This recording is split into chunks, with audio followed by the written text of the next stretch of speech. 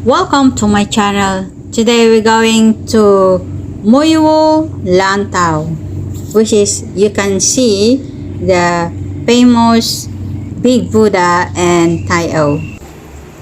This is the main entrance that is Muiwo Ferry.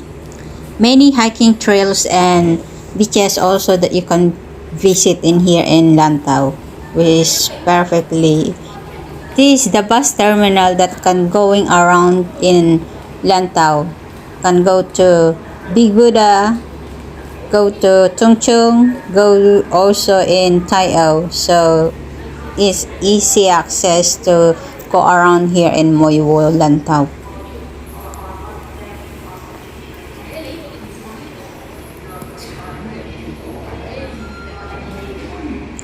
You can check the schedule for the time of sailing in here, the screen, or you can ask to the teller that is in the left side only. The new name of Muiwo Ferry is Sun Ferry this time now. This is the view of the whole ferry, which is not big but it's still okay.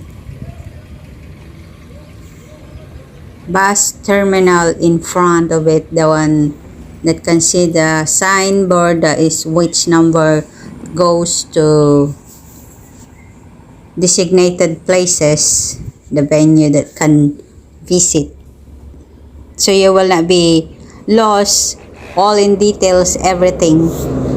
Bus number 1 is the cheapest bus that can go around through Muiwo until Taiao,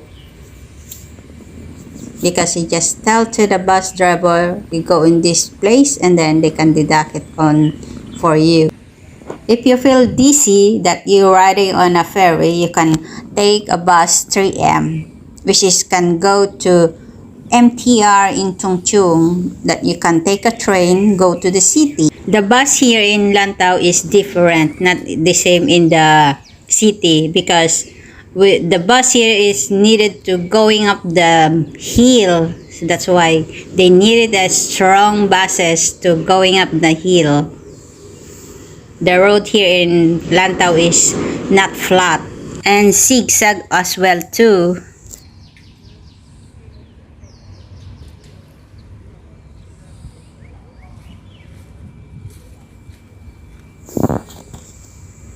This is the ferry that is coming from Central Terminal, that is coming to dock to Muiwo Ferry.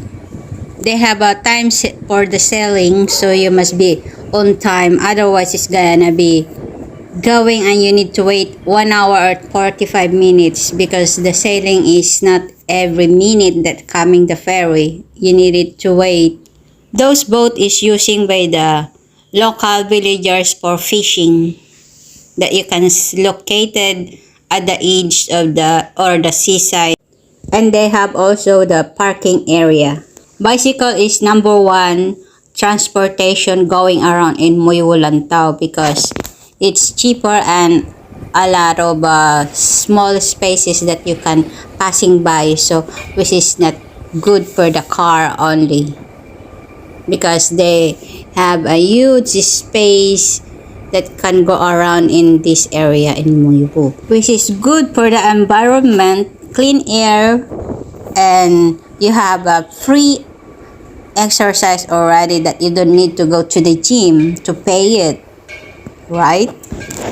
Many bicycles like 1,000 or more than that, because there's a lot of people living in here using by the bicycle. So if you're planning to come and living in here, you must know how to ride on a bike, because this is the one transportation that you can go around here, and it's a private boat that can hire to deliver your stuff through here in Muiwo. Here in Tung Chung Terminal, which is the alternative way to come in Muiwo or around Lantau, you can take a train and then you can transfer into the bus. So you must come earlier, if especially in the weekend, because There's a long queue just like now, especially the long holidays. You can see those people is waiting for the bus because it's a holiday and it's tourist spot, the places that you can go to visit like the Big Buddha and Taiao and the beaches also, which is perfectly the place that you can visit. And if you like to do a camping, they have a campsite also here. There's many campsite that is free. You must only book, especially the one in Puyo, which is huge, the campsite over there. We're at Tung Chung MTR station. This is the train that go to city or coming back here, which is a very fast way that can take it only 30 to 45 minutes because a few only the stops of the station that can be passing by. We're at Taiao village. This they call it Little Venice in Italy because it looks like, and they have a boat that can passing by, but this time is low tide, so the boat cannot passing by because it's low tide. In the afternoon or in the night, it's going up the water here, so that's why the houses is elevated. If you visit Lantau, you can encounter the wild wandering cow, which is not aggressive, especially when you're taking a video and pictures, but avoid having a flashes or giving a food for the wild animal. It's high tide now in Taiao. Can see the water, it's beautiful. We're at Cheap Peak Reservoir that can supply the water of Lantau residents. Tiger Head, they call this stone that could be located in Discovery Bay that you can from Muiwo. We're at Ocean Viewing Point at Taiao that you can see the pink dolphin and also the longest bridge that connect to Macau. The famous Big Buddha. This is very huge, that is made in bronze. We're at Lower Xiongxia Beach. This is the famous beach that is located in Lantau, which is a lot of tourists and gualo that coming in here because it's not too far from the bus stop and not a long way to walk to the beach, and very clean. Lower Xiongxia Beach.